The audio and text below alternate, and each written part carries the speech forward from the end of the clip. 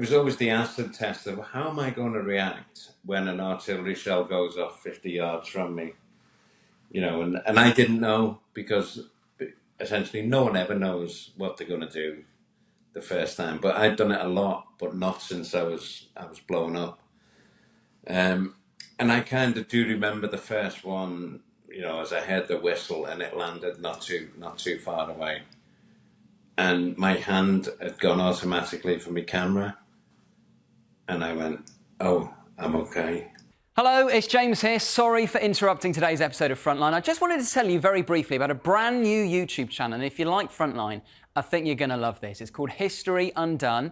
And every week we explore a different key battle in history and unpick it, asking ourselves what would have happened had things panned out differently. Already, we've covered D-Day and what would have happened had the Allied invasion failed. We've looked at the Battle of Arras in 1940, which was crucial to the evacuation of Dunkirk. And the latest episode explores the iconic Battle of Midway in 1942. So join us for History Undone with me, James Hansen. Hello and welcome to Frontline for Times Radio with me, Kate Chabot. And this time we're catching up with Paul Conroy. Paul is a British Army veteran, a photojournalist and filmmaker. He's the author of Under the Wire and the writer of the Kramatorsk Diaries, and he joins us now from Ukraine.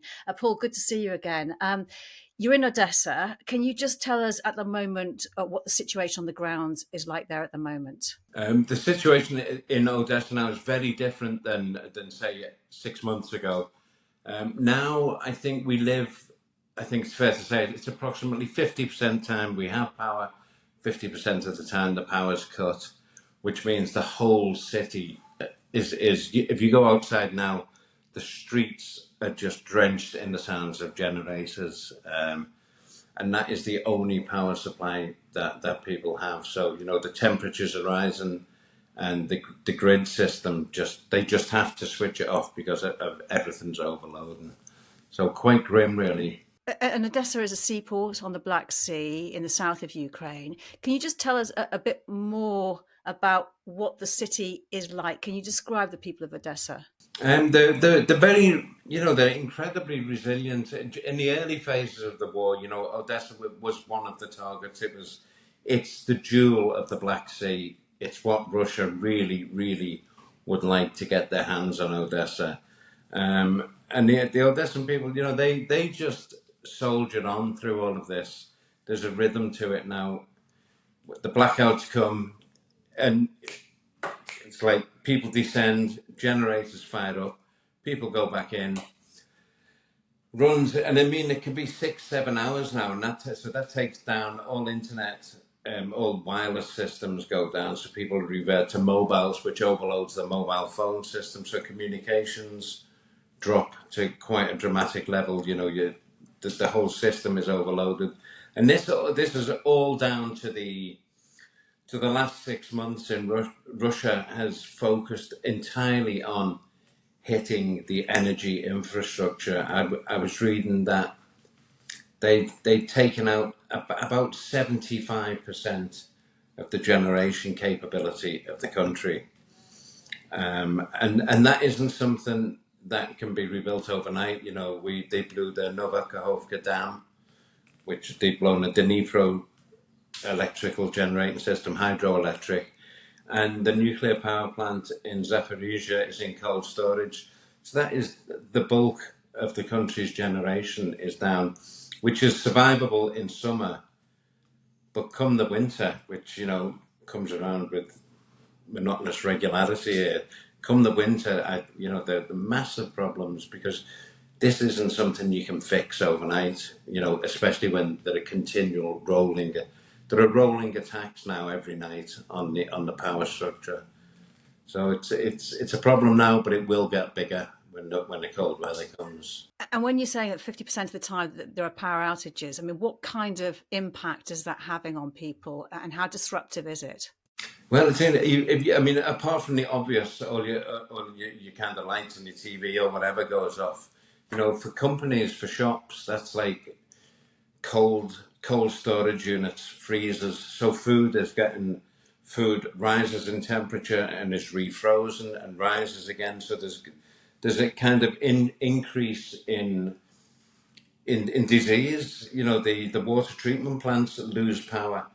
And so when they stop and then restart, they are very worried about cholera. Hasn't hit anywhere yet, but I think it's one of the hepatitis is particularly fond of these kind of conditions with power on and off the water treatment. So apart from the daily, all the trolley buses stop working, traffic lights stop working, but companies with cold storage, there are big generators, but then that puts a massive demand on for diesel, which is also needed for weaponry at the front line. So it's a systematic crushing. It's massive. It's total power gone. And that's something like we kind of experienced in the 70s in miner strikes. And I can remember sitting with a candle on. Now that's most evenings now are spent with a little LED lamp. You can't buy food because if you put it in the fridge, come the morning, it's pretty much gone off. So it's far, and you find out every day. You'll come across some other effect of having power half of the time, and I think the gaps are getting longer. It's now. The power outages are kind of now greater than power ons for most areas. How often does the city itself come under attack? Pretty regularly. Last night we had the threat of Shahed drones, which are launched from the Black Sea. There was a ballistic missile attack yesterday in the city that hit a warehouse about 2-3 miles from here. We live quite close to the port area, which is very often, a target of the Russians. Because of the grain imports coming in and out. So the port area, the historic part of Odessa, which is absolutely beautiful. It's known for its historic centre. You walk around and you can see the scars of ballistic impacts, over the past year. So every couple of days, I would say something comes towards Odessa, be it Shahed drones or ballistic missiles. They're because the proximity to Crimea means that they have pretty much a clear shot. They have air defence here. I can't really say which systems operate and which don't. There is some air defence, but it could always be better. You talked about the proximity to Crimea. And before we started talking this time, you wrote to me and said that there's almost like a direct correlation between when Ukraine strikes inside Crimea and you get a return attack where you are. Can you sort of describe the pattern there, what and how quickly that you see a retaliation? Well, now that Ukraine they do have some longer range weapon systems which are capable of reaching the military installations in Crimea. So I think the day before yesterday they hit some radar stations with ATACMS missiles, and everybody knows. You kind of see it on Twitter or on one of their feeds. Crimea's being hit, and everybody goes, "We're going to get something tonight." And you could set your clock by it. Come 8 o'clock, the alarms go off in the city, the sirens, and it'll be either drones coming or ballistic missiles. There's very much, it's a tit for tat. You hit Crimea, we'll hit Odessa. Sorry to interrupt, but when people say, "Oh, we're going to get something tonight," what do they change their life? Do they change what they're doing? Do they prepare for it in anticipation? To be honest, Kate, I think most people are just kind of resigned to the fact. I don't go down to shelters. I'll have a camera on standby because I'm near the port area. Shops will stay open with the air raid sirens going on. People will be in, the bars are open till 10. So people will sit in bars and with the sirens going on. And it's just become a way of life. It's the sirens, maybe something will happen. Maybe something won't. Am I going to go and sit in a cold, dark basement because these alarms can stay on for 3 hours?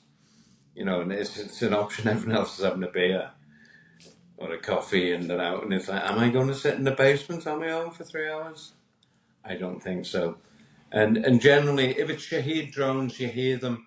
You know, it's very much the Shaheeds come in low, so you hear this terrible engine sound. It's like a really cheap moped. It's like, and you hear them circling round, and then you hear the anti-aircraft guns trying to get them. So they're quite obvious when it's a Shahed attack.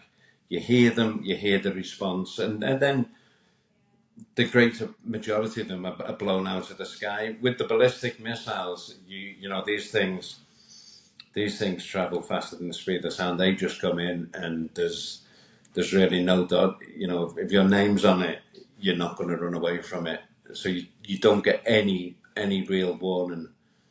You know, you don't hear shh, you just get the bang. But mercifully, it's more often Shaheeds than it is ballistics. And you mentioned about how people in Odessa are aware of what's going on in Crimea. How aware and how much kind of comfort do they take from the fact that it does seem that in Kharkiv Oblast, there is a pushback, and Vovchansk, the Russians are being pushed back in that sort of whatever it was incursion into that part of the country. Yeah. Well, look, I was in Kherson when things were going really wrong. You know, when the American deal hadn't gone through Congress, when there was a desperate shortage of ammunition, I was out with an artillery unit. You know, we were just sat in a hole all day, and every now and again we'd run out. You know, these guys had fired off 2 shots and get back in the hole. You know, in reality, them guys should have been putting 10, 12 rounds into a target for maximum effect. But they knew they had 2 shells that they had to make count. And that was countrywide. It was in Avdiivka. The Russians were really pushing there because they knew they weren't going to be faced with what had become. The Ukrainians had the artillery very set up, very precise because of the drones. They could pick the target out, and that's why the Russian assaults were failing.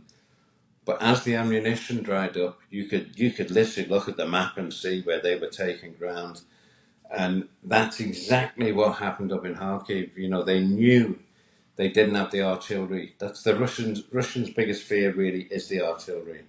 They didn't have the shells, and it's just by a whisper that the ammunition has arrived in time to stop that assault, and to halt the assault on Vovchansk heading towards Kharkiv, because it was my guess that they were trying to get within artillery range of Kharkiv, and once they were in artillery range, they could make that city unlivable. You know, you only have to look at Mariupol and places like Avdiivka and Bakhmut, what they can do to a city once they're in artillery range. So it was a wing and a prayer, and I think the supply of weapons, the supply of longer range rockets means they can actually start now to push the.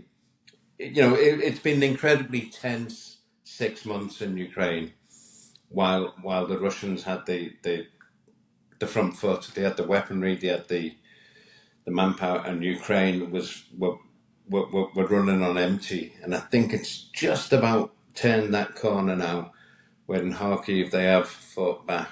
But it was really an extremely close run thing. And my feeling is that Europe has really woken up to the dangers and is pumping stuff in. America now, the supplies seem to be getting to the front. So I think this disaster has been averted, but like that. And what about in Kherson? I mean, we did speak last time when you were there. Are you been able to talk to any of the fighters there, and are they telling you that things are easing with the supplies? Yes, they are getting more supplies, but the problem in Kherson has never really been. It's always been the vulnerability of the civilians who've remained in the city.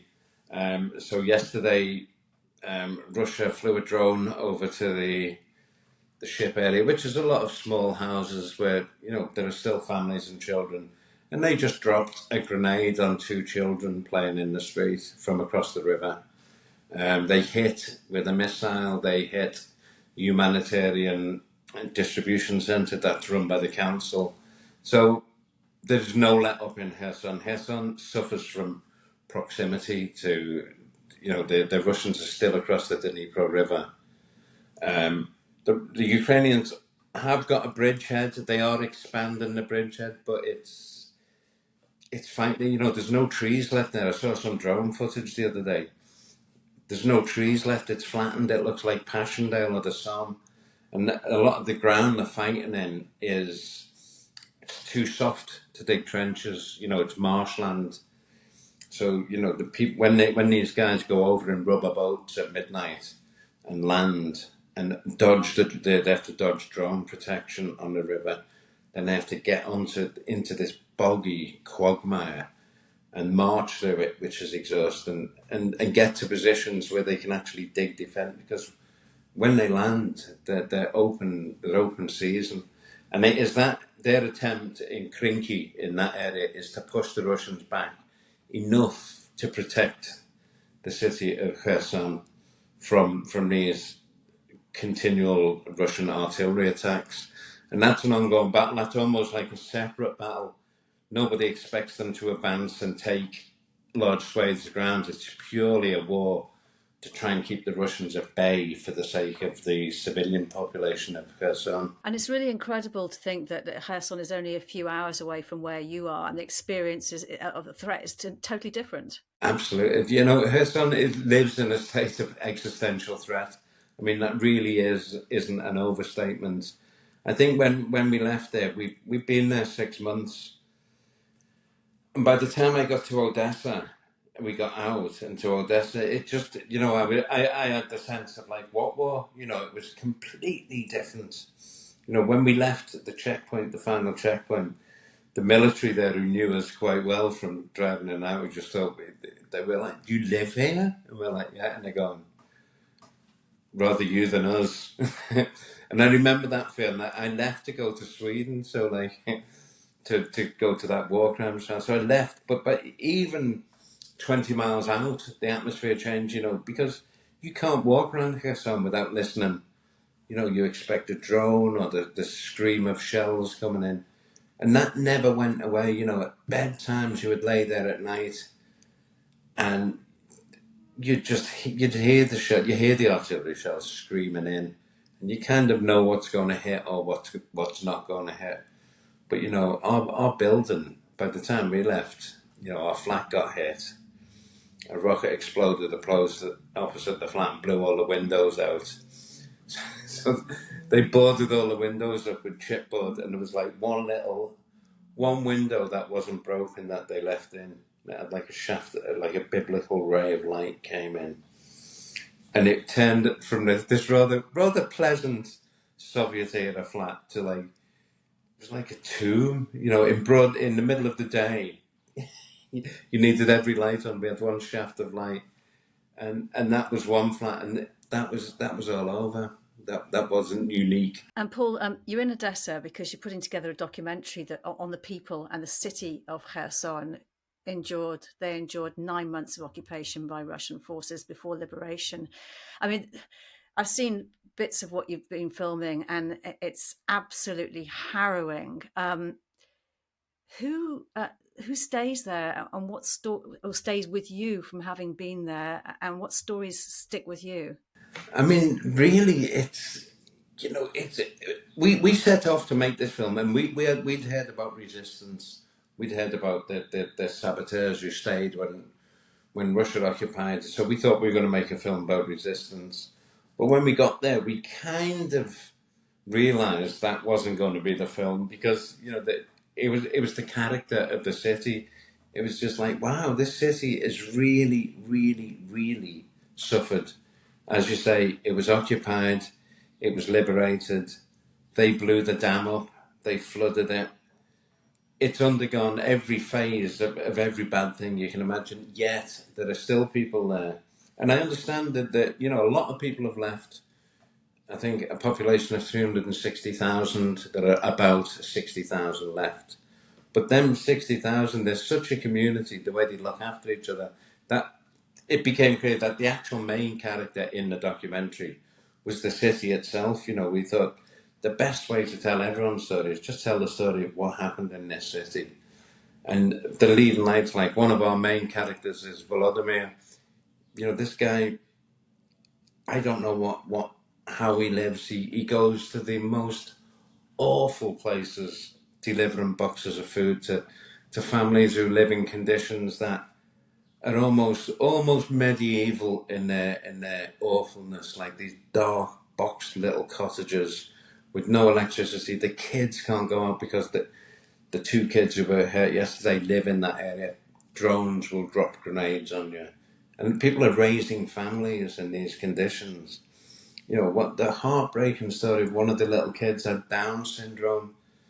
They had to keep him indoors for 9 months. He never left the building for 9 months because the Russians would have seized him and taken him for a health re-education program, which is probably one of the most sinister things I've ever heard. So they're the conditions, and it's people like Volodya, and there's Olga who runs this grocery store in the heart of the Badlands, and she's just like always got a smile on her face, but her store has been shelled 4 times, direct hits on the front.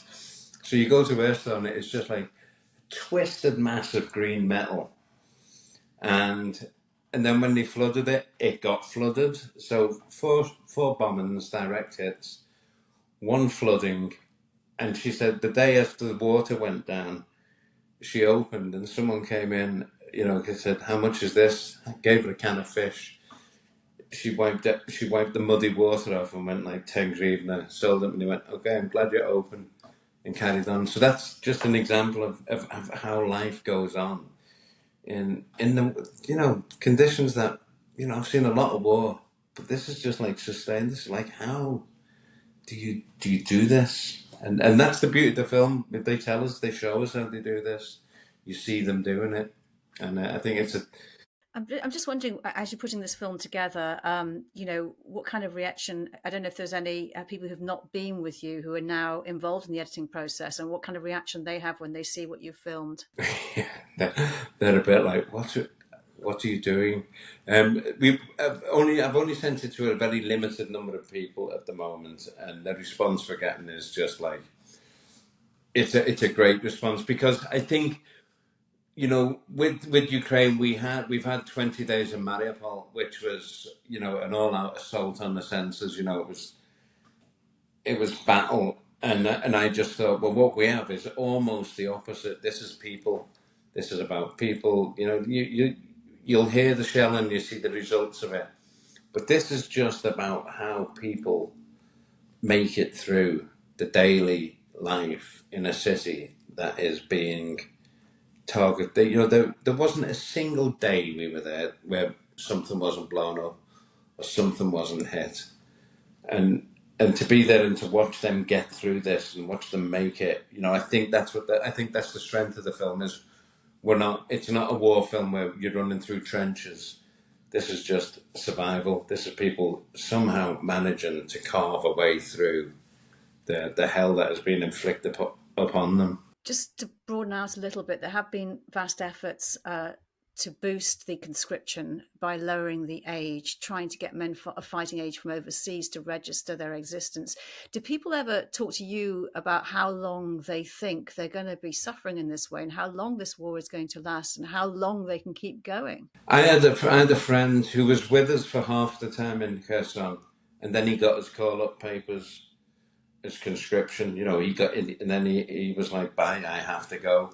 He came to visit the other day in Odessa. His base is near it. So absolutely wonderful to see him. And I generally said, I didn't want to put him on the spot by grilling him about the military, but I just said, generally, what's the morale? And the morale. He's training units at the moment. He's training troops. He said the morale is still good. That people understand that it's an existential threat. This isn't really an option. They have to fight, because the results are already there. You look at Mariupol, you look at the places, you look at Bakhmut. That's very stark choices. That is what's waiting for you. They call them filtration camps. They're actually concentration camps. Ukraine will be I can't, I daren't imagine what will happen if they are allowed.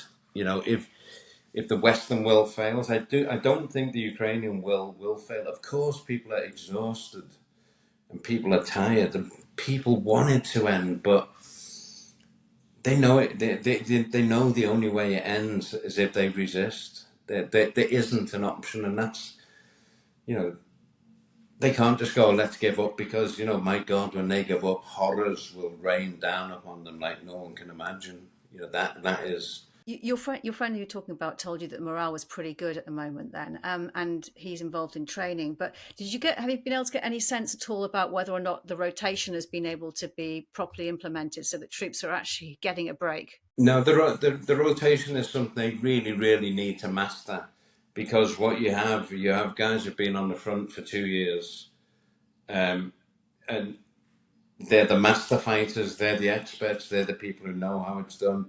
You know, common sense dictates, you know, them people need to rest, but also you need to pull them people off the front. You also need to harvest a portion of them people and assign them to training the new units. You know, that's how it works.